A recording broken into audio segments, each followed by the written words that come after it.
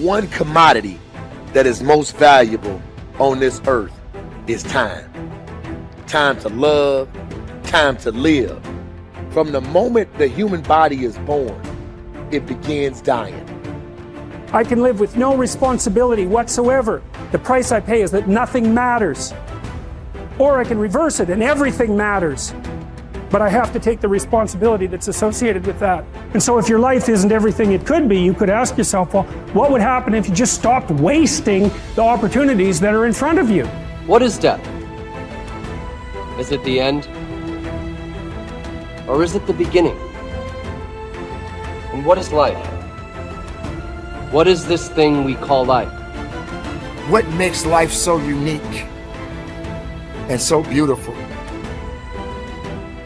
It is beautiful because whatever you have that you may be facing, what you may be dealing with, life is still good.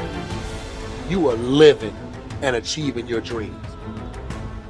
Find time to better yourself, read, explore, research, live life, do things you've never thought of doing before. That's what it's all about. It might not be fun, it might not be easy, but it is profitable. It does give you results. Think about all of the great people that we admire in our society and the things that they must have had to go through in order to make it look effortless. And one day you're gonna be great, but you think you got time. You think you got time. AET 3 years from now, 5 years from now. I'm telling you, you deserve to be great now. And not only do you deserve to be great, there's some people in your life. You must be yourself if you want to experience your true purpose in life. If you're different, be different. Be different and do it with pride. If someone doesn't like it, if many people don't like it, who cares? Your life would feel better and richer if you had a goal, you chased that goal, you accomplished some things, and you would get this boost of confidence, you'd get this boost of self-esteem, like whatever it is that you're going to do. Learn from what you've just done, move forward. Learn from what you've just done, move forward. Repeat, repeat, repeat, all the way forward until one day you're going to get to the end of that tunnel and you're going to see the light.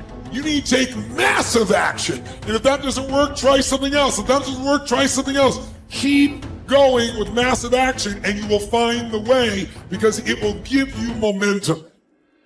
The time is now. The time is now to express and for people to believe in themselves. The time is now for it to be okay to be great. Listen to me, if you work for it, if you're willing to put in that sweat, that blood, and those tears, baby, I'm telling you, you can have what you want, be what you want, do what you want. Are you hearing me? And start now. Start believing, start dreaming, and create the life and the person that you really want to see. I think it's good to remember that if we just go along with the crowd, we won't wind up with much more than the wish that we could do it all over again, and as far as we know, you can't. If we want to amount to anything as individuals, we need individual goals, individual thinking, individual actions, and we must never conform to the big group. We must love them, we must help them, we must serve them, because our whole success will depend on our ability to do these things. But never lose our own individuality and our identity by permitting ourselves to become submerged in what has historically proved itself to be little more than a suffocating sea of indirection and purposelessness. If we want to emulate someone, fine, but let's be choosy in whose steps we follow. It's the only life we've got. And remember to think. Imagination is everything, and we can become what we can imagine. If you find yourself getting depressed and down at the mouth, as we all get once in a while, you might want to remember this quotation by Dean Briggs. He said, "Do your work. Not just your work and no more, but a little more for the lavishing's sake. That little more which is worth all the rest. And if you suffer as you must, and if you doubt as you must, do your work. Put your heart into it, and the sky will clear. And then out of your very doubt and suffering will be born the supreme joy of life." Believe it or not, in an age when we've come to nearly deify leisure time, we've almost lost sight of the fact that virtually all our satisfactions, rewards will come not from our leisure, but from our work. And don't forget the strangest secret. We become what we think about. But if you want to begin to move into your own personal greatness, If you want to begin to really enjoy a happy, successful, healthy life, you've got to be willing to go against the tide. You've got to be willing to harness your will and say, in spite of this, I'm in control here. I'm not going to let this get me down. I'm not going to let this destroy me. I'm coming back, and I'll be stronger and better because of it. You have got to make a declaration that this is what you stand for. You're standing up for your dreams. You're standing up for peace of mind. You're standing up for health. You want it, and you're going to go all out to have it. It's not going to be easy. When you want to change, it's not easy. If it were in fact easy, everybody would do it.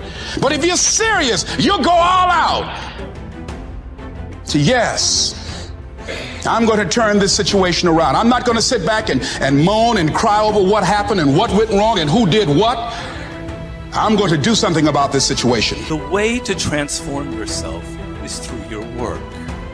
Now, I know this runs counter to our prevailing cultural prejudices. Work is too ugly, too boring, too vain. Self-transformation, we think, comes through a spiritual journey. Therapy, a guru who tells us what to do, intense group experiences and social experiences and drugs. But most of these are ways of running away from ourselves and relieving our chronic boredom. They're not connected to process, and so any changes that occur don't last. Instead, through our work, we can actually connect to who we are instead of running away. And by entering that slow, organic process, we can actually change ourselves from the inside out in a way that's very real and very lasting. This process involves a journey of self-discovery that can be seen as quite spiritual, if you like. And in the end of this process, we contribute something unique and meaningful to our culture through our work, which is hardly ugly, boring, or vain. This intense focus on one goal is not easy, but it is all important. Orison Swett Marden wrote, "The giants of the race have been men and women of concentration who have struck sledgehammer blows in one place until they have accomplished their purpose. The successful men and women of today are those of one over, mastering idea, one unwavering aim, men and women of single and intense purpose." Marden also said that every great man has become great.